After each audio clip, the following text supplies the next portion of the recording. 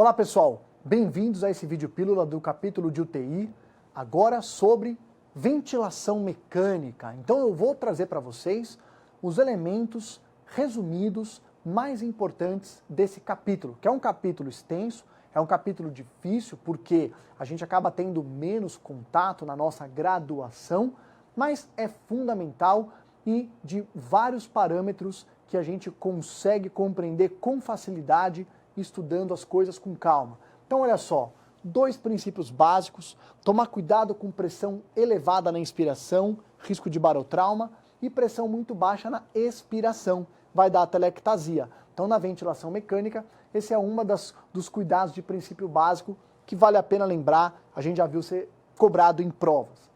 Parâmetros. Pessoal, esses próximos slides, a gente relembra os principais parâmetros de um ventilador mecânico. Então, o volume corrente, que você vai colocar entre 6 e 10 ml por quilo, e depois a gente vai ver mais para frente que tem patologias que você vai até desejar um volume corrente mais baixo, porque isso é protetor para o paciente, como é o caso da síndrome de desconforto respiratório agudo, ok?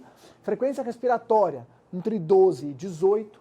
Volume minuto vai ser uma relação do volume corrente com a frequência respiratória. Em geral, o aparelho dá isso para você. O tempo inspiratório e expiratório, ou seja, a relação inspiratório e expiratório. O normal é de 1 para 2, o que faz com que o tempo inspiratório seja 1/3 do ciclo respiratório, em torno de 1,2 segundos.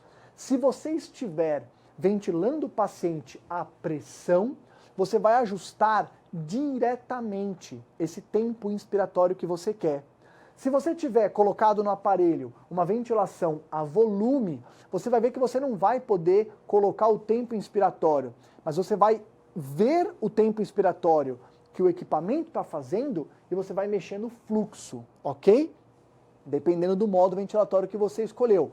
Da mesma forma, se você está ventilando a pressão, você não vai colocar o volume corrente, mas você vai ver o volume corrente, que aquela pressão que você colocou está sendo entregue para o paciente, ele vai mostrar para você no monitor.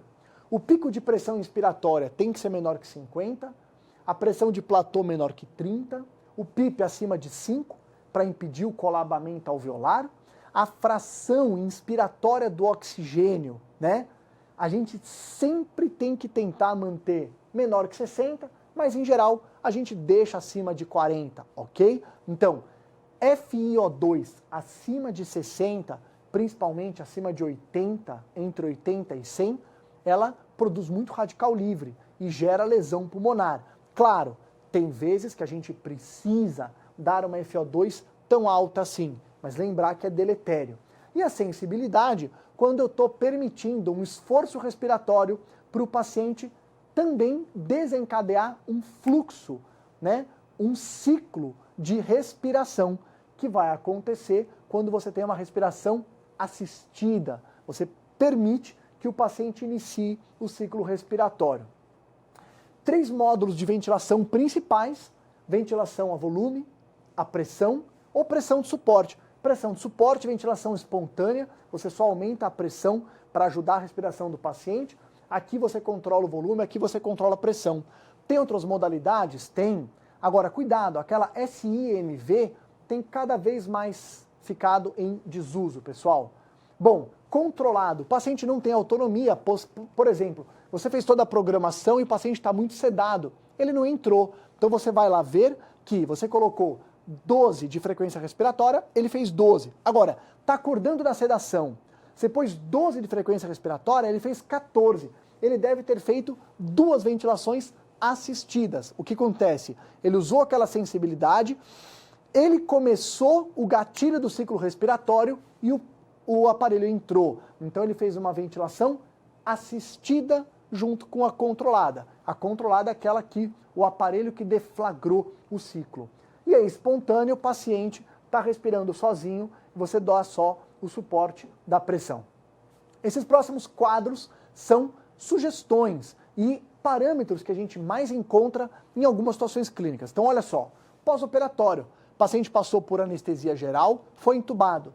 Em geral, quando sai, antes, né, enquanto ele está acordando, ele tem um volume corrente de 6 a 8, frequência respiratória 12 a 16 incursões por minuto, um PIP de 5 a 6, uma FO2 a mínima possível para saturar acima de 90, então em geral está 40 mesmo de FO2, o tempo inspiratório 1 segundo, se eu estou ventilando a pressão, ou se eu estou ventilando a volume, você não coloca o tempo inspiratório, mas você coloca o fluxo e aí você vê quanto que está ficando de tempo inspiratório. E você põe uma sensibilidade para a hora que ele começar a acordar, o esforço respiratório dele também gerar um ciclo.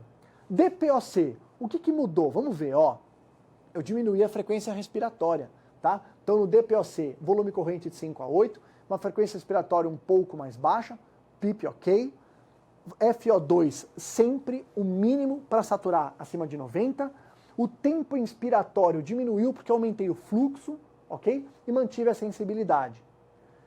Próximo aqui, a síndrome do desconforto respiratório agudo. Pessoal, trabalho, inclusive, de intensivistas importantíssimos do nosso país, do Brasil, demonstraram que uma pressão de platô mais baixa, um volume corrente mais baixo, é chamada ventilação protetora, diminuiu mortalidade nesses pacientes. Então, por isso que nessa patologia você ventila com um volume corrente mais baixo, uma frequência respiratória elevada, um PIP elevado, a FO2 sempre a menor possível para manter uma saturação acima de 90, um fluxo inspiratório e um tempo não muito diferentes e você pode manter a sensibilidade.